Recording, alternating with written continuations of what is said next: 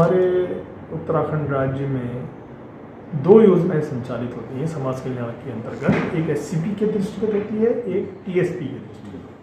तो ये डिपार्टमेंट बिल्कुल अलग हैं, लेकिन इनके समाज कल्याण सेक्रेटरी इनके दोनों के सेक्रेटरी होते हैं। तो एससीपी के जो उनकी भी अपनी एटीएस स्कूल हैं और हमारी भी अपनी एटीएस हैं, इनकी अलग अलग व्यवस्था है। ये एससीपी वाले में शेड्यूल कास्ट के लोगों को दिया जाता है, और टीएसपी वाले में जो ये होते हैं आश्रम पद्धति, इसमें हमारे केवल जनजाति के बच्चों को दिया जाता है। लेकिन फिर भी कुछ सीटें रिक्त रह जाती थी, तो जो एक पुरानी हमारी कोई सचिव थी, उन्होंने कोई आदेश किया था रिक्त सीटों पे इनको दे दिया जाए। तो वो बीच में चले आ रहा था, कुछ बच्चे शेड्यूल कास्ट के उसमें रहते थे। तो लेकिन इस बीच में एक ऑडिट ऑब्जेक्शन हुआ, जिसमें उन्होंने कहा कि आप उनको इस योजना से लाभान्वित नहीं कर सकते। तो उन्हीं ऑडिट ऑब्जेक्शन के दृष्टिगत हमने शासन से आज्ञा मांगी, सचिव समाज कल्याण से। तो मांगी तो उनके द्वारा भी एक इसमें सहमति व्यक्त की कि आप उनके द्वारा निर्देश दिए गए कि हाँ ये आप उनको नहीं देंगे। तो ये तब से हमारा एक आदेश वहाँ से भी जारी हुआ, यहाँ से भी जारी हुआ।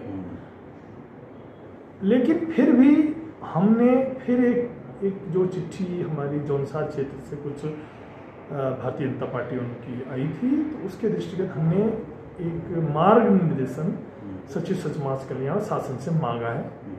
यदि वो वहाँ से हमको निर्देश देते हैं तो उसके तहत कार्रवाई की जाएगी, ये हमारा कहना है। तो उसमें आप क्या डायरेक्शन मांग रहे हैं कि वो जो पुराना शासनादेश है उसको?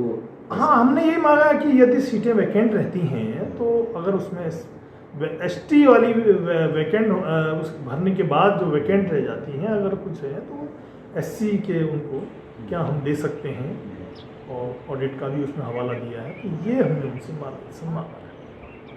जैसे भी निर्देश वहाँ से होंगे वो हम करेंगे, क्योंकि हमने तो जो डिपार्टमेंट हमारे हैं उस दृष्टिगत हम काम करते हैं। मतलब नियम में वैसे कोई प्रोविजन एटीएस स्कूलों में नहीं है एससी के बच्चों को देंगे। उनके लिए उनकी व्यवस्था अलग से है, वो व्यवस्था भी चली आ रही है। वहाँ भी एटीएस हैं और उनमें एससी के बच्चों को लिया जाता है और वहाँ उनकी पढ़ाई की जाती है।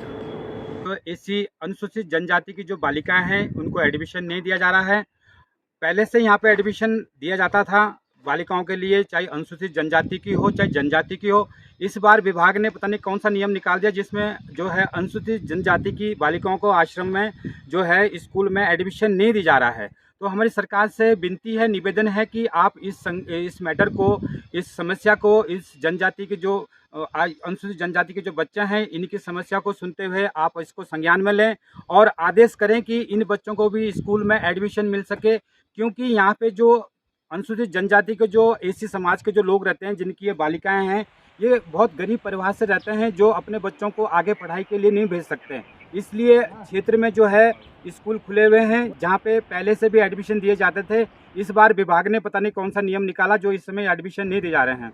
तो हमारी निवेदन है, सभी लोगों की निवेदन है कि इसको सरकार तक ये आवाज़ हमारी पहुँचे और तत्काल सरकार इसको संज्ञान में लें और जो है यहाँ पे बालिकाओं के लिए जो है एडमिशन मिले स्कूल में। नहीं तो इसमें जो है सभी लोग परेशान हैं और जो है आगे पढ़ाई करने के लिए असमर्थ है पेरेंट्स लोग। 43.3% की जो पॉपुलेशन है, आबादी है जनजाति क्षेत्र में, उनके गांव-गांव जाकर मैं स्वयं उनको जागरूक करूंगा कि आपके बच्चों के साथ में इतना बड़ा अन्याय हो रहा है और आप सो रहे हैं।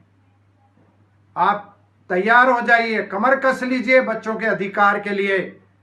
और अभी 1 महीने का समय है। देश में जो लोकसभा चुनाव चल रहे हैं, आचार संहिता लागू है।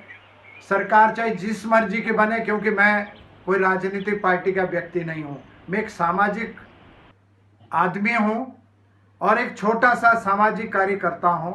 लेकिन मैं बताना चाहता हूं साथियों, जब तक डबल इंजन की सरकार उत्तराखंड की इसकी ईंट से ईंट नहीं बजाई जाएगी, तब तक ये समाज कल्याण विभाग सुधरने वाला नहीं है। बहुत जल्दी गांव-गांव जाकर लोगों से अपील करूंगा और जैसे ही आचार संहिता खत्म होती है, तुरंत जो है जौनसारी ढोल बाजे के साथ में सोई हुई सरकार को जगाने के लिए सचिवालय घेराव किया जाएगा।